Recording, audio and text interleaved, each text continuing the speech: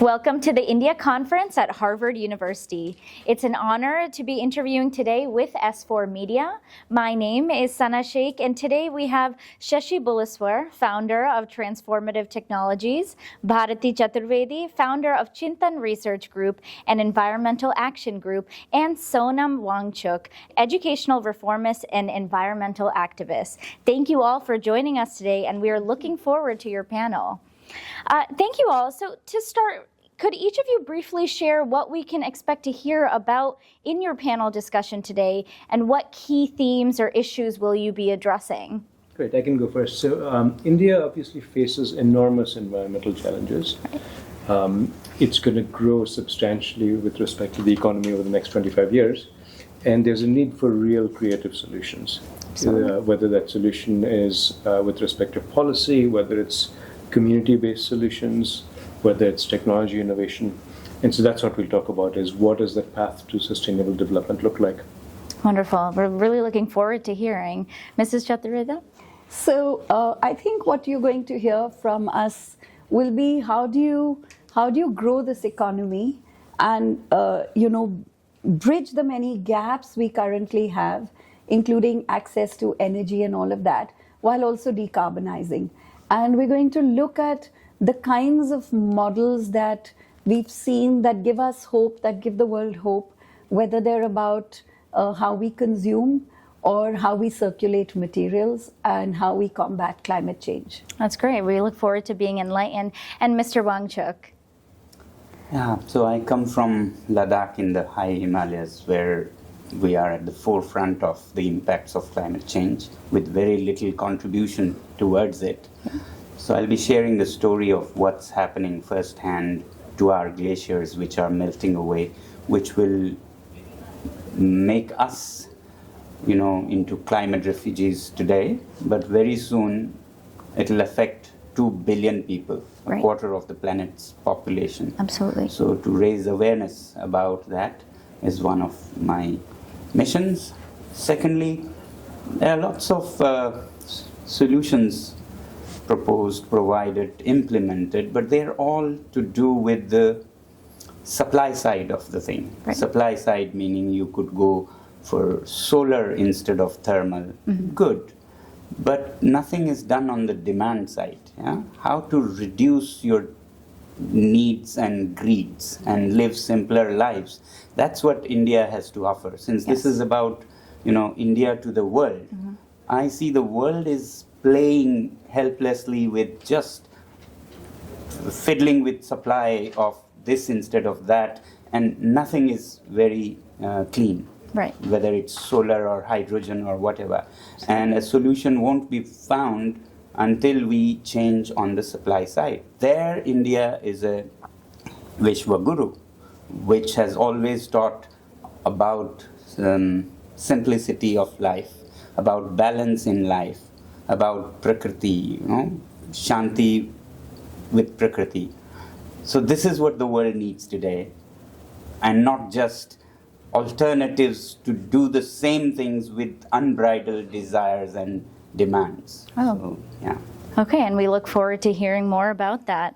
So, Mr. Wangchuk, you're widely recognized for your work in educational reform and environmental reform for rural India. So what is the core vision behind your initiatives, and how do you see environmental education evolving in India?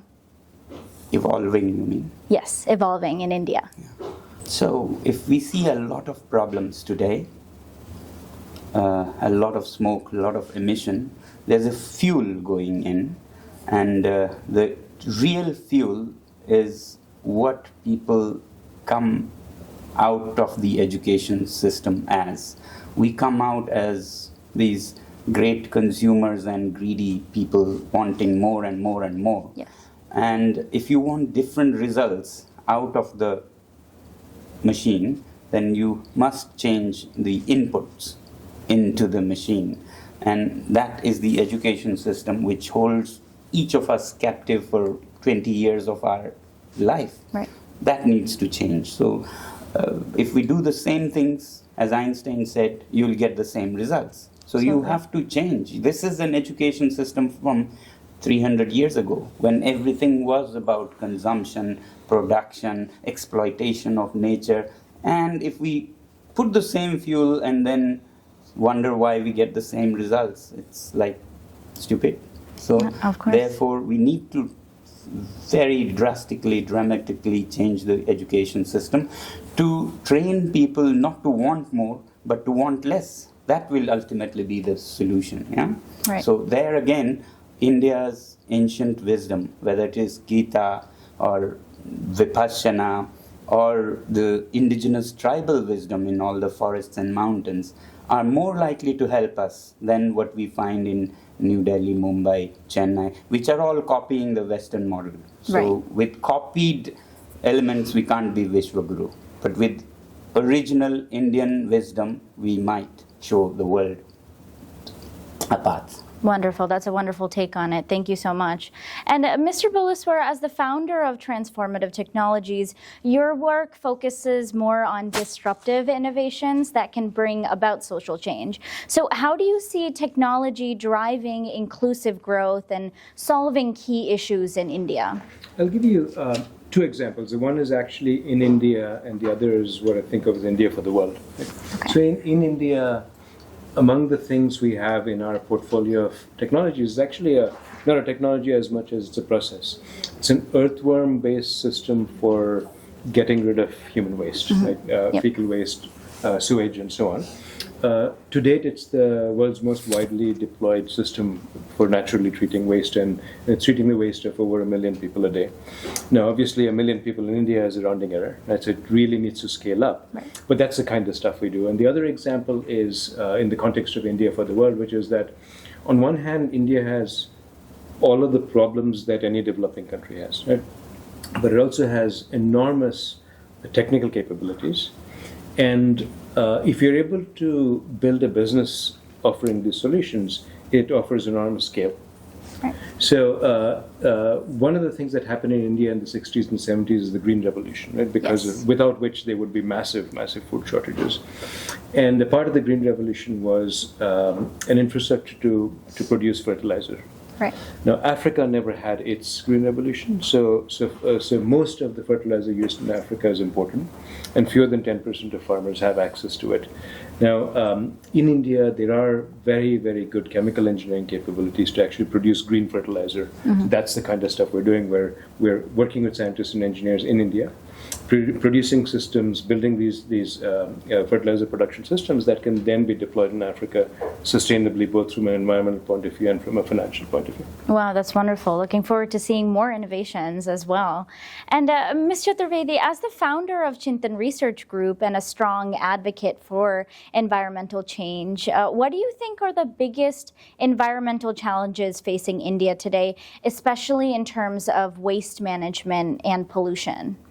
Well, I think one of the greatest challenges is that as people accumulate more wealth from a very different and global economy, they're actually discarding much more, consuming much more, and the disparity is quite large. And so just the idea of wanting to live the exact lifestyle that a wealthy person would live in one of the developed parts of the world, just that aspiration and also that possibility, which wasn't even there 20 years ago, even for the wealthy in India. Right. I think that's the fundamental challenge, because you want more energy, you have more gadgets, you're running air purifiers. So in many cases, I think you're divorced from the world. So not only are you consuming just like anyone else wealthy in a developed part of the world, you're also no longer in any way engaging with other people in the city. I can talk about cities. You're not engaging because there's really, the service industry makes sure you don't need to leave except to go somewhere in a car.